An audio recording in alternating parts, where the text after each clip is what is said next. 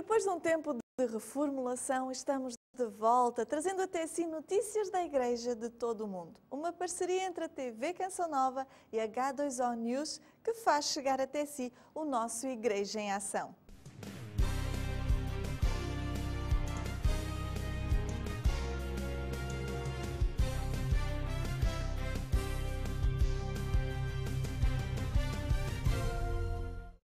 O Papa Bento XVI, como ponto de unidade, leva os bispos da Nigéria a refletir sobre a importância de um compromisso na família e do diálogo interreligioso. Aos bispos na Nigéria, na conclusão da visita, a Adelímina Bento XVI pediu atenção às celebrações litúrgicas e demonstrou apreço pelo compromisso no desenvolvimento de projetos diocesanos e pela formação do clero e dos leigos.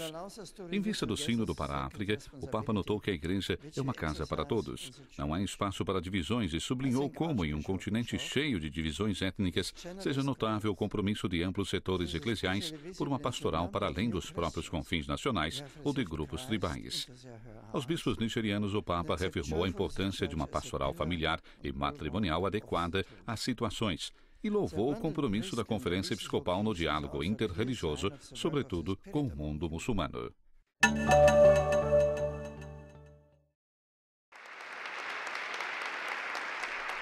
Em 80 anos de história, o Estado Vaticano se demonstrou um instrumento útil e sempre à altura das exigências que a ele se apresentavam e continua a se apresentar, seja a missão do Papa, seja as necessidades da Igreja, seja as sempre mutáveis condições da sociedade. Foi o que disse Bento XVI falando aos participantes no encontro que se realizou em Roma por ocasião da celebração do Tratado de Latrão de 11 de fevereiro de 1929. Bento XVI notou em particular o trabalho de visão realizado por Pio XI, que desejou o tratado como um instrumento para dar à Igreja plena independência.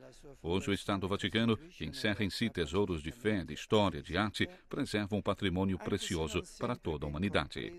Do seu coração, onde junto ao túmulo de São Pedro reside o Papa, se eleva uma incessante mensagem de verdadeiro progresso social, de esperança, de reconciliação e de paz.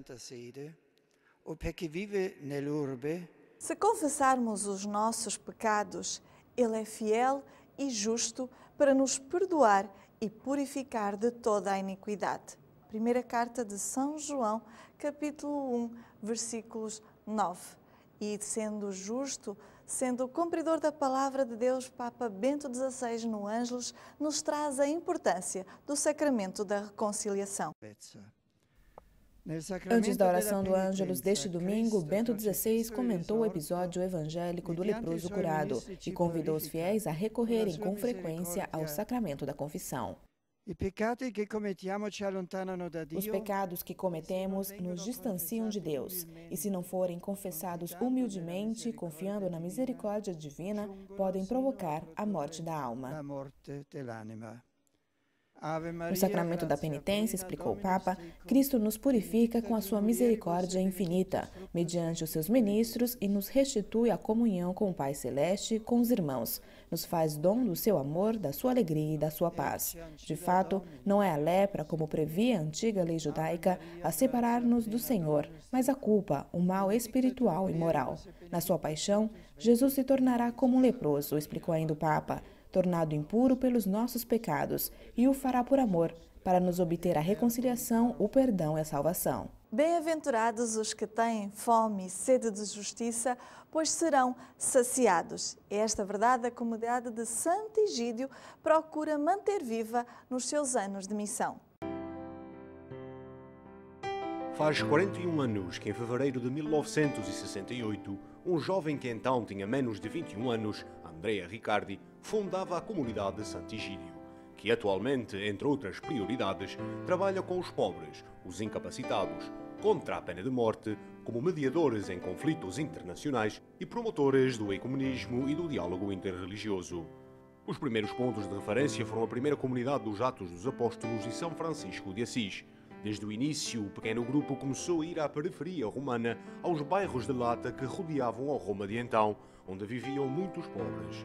E pela tarde, davam aulas às crianças na chamada Escola Popular, conhecida hoje em muitos lugares do mundo como Escola da Paz. Pela celebração do 41º aniversário, em todos os lugares do mundo onde a comunidade está presente, celebra-se uma liturgia e oração de agradecimento. Em Roma, cidade que a viu nascer, o aniversário celebrou-se na passada quinta-feira, 9 de fevereiro, com uma liturgia eucarística na Basílica de São João de Latrão, presidida pelo cardeal Agostino Vallini, vigário-geral de Sua Santidade para a Diocese de Roma. Atualmente, a comunidade de Sant'Egidio conta com mais de 50 mil membros, todos voluntários, presentes em mais de 70 países do mundo.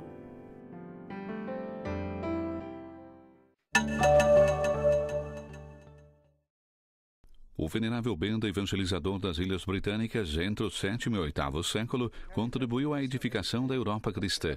Foi o que recordou Bento XVI, que dedicou a catequese da audiência geral para ilustrar as obras deste importante erudito medieval. O seu modo de fazer teologia, entrelaçando Bíblia, liturgia e história, traz uma mensagem ainda hoje atual. Aos estudiosos, disse o Papa, recorda que a palavra de Deus deve ser apresentada aos fiéis de modo atraente. Aos pastores, destaca a prioridade a ser dada na pregação e no uso da língua popular. Aos religiosos e religiosas, pede que colaborem na evangelização. Aos leigos, ensina a rezar e a formar-se no Evangelho. E aos pais, recorda que devem colocar no centro da sua obra a educação cristã dos filhos. Por causa de seu incansável compromisso, Benda foi comparado a um novo sol que Deus fez surgir do Ocidente para iluminar o mundo. Papa Bento XVI confirma a sua viagem e diz estar preparado para a sua visita a Israel em maio. A viagem de Bento XVI a Israel, antecipada já há algum tempo, se realizará. Em 12 de fevereiro, o Santo Padre confirmou a sua visita apostólica ao receber uma delegação da Conferência dos Presidentes das maiores organizações judaicas norte-americanas. No seu discurso aos rabinos, o Papa disse: "Também eu estou me preparando a visitar Israel, uma terra que é santa para os cristãos e para os judeus, porque as raízes da nossa fé se encontram lá." De fato, a Igreja, acrescentou o pontífice, encontra seu sustento na raiz desta boa oliveira, o povo de Israel, na qual se enxertam os ramos das oliveiras silvestres dos gentios. A terra prometida aguarda sua chegada, foi o que garantiu, em nome da delegação, o rabino Arthur Schneier, um sobrevivente do Holocausto que já em 2008 tinha encontrado o Papa em Nova York. É a primeira vez que Bento XVI falou da sua viagem à Terra Santa depois do retiro da excomunhão do bispo lefevriano Richard Williamson, que em entrevista negou publicamente o Holocausto. Em 15 de fevereiro, o primeiro-ministro israelense Ehud Olmert confirmou a viagem com uma breve declaração na qual definiu o pontífice um visitante especial. Segundo algumas antecipações da imprensa, a viagem do Papa deveria ocorrer de 8 a 15 de maio e deveria visitar os locais do batismo, da paixão e morte de Jesus e o Museu do Holocausto de Yad Vashem. O programa, que ainda não foi anunciado oficialmente, prevê também encontros com as comunidades islâmicas e judaicas de Jerusalém e uma visita a uma mesquita na Jordânia.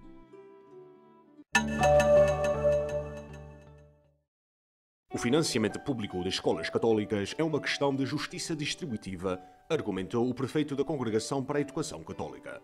O cardeal Zenon Groholevski defendeu os subsídios aos vouchers governamentais na conferência patrocinada pelo Instituto Acton, intitulada Financiamento Estatal de Escolas Católicas, no dia 16 de fevereiro, na Universidade Pontifícia Antonianum de Roma.